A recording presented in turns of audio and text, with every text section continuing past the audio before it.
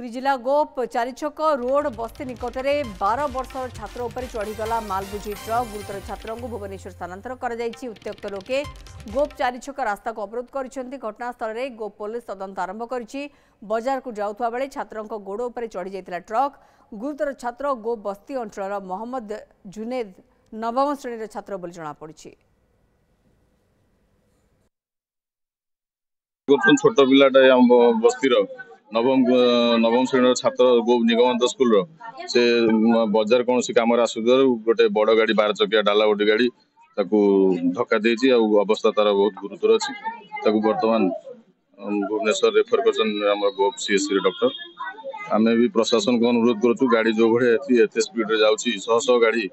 कि गोटे व्यवस्था हो गोटे परमानेंट तार सल्यूशन बाहर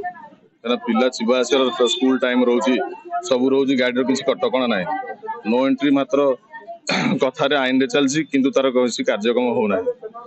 कौन सी प्रकार सरकार तरफ व्यवस्था नहीं गो गोटे जनगहलीपूर्ण रास्ता ये हजार हजार गाड़ी जो स्पीड जाऊँगी सरकार तरफ प्रशासन तरफ गो पुलिस तरफ किसी व्यवस्था नहीं।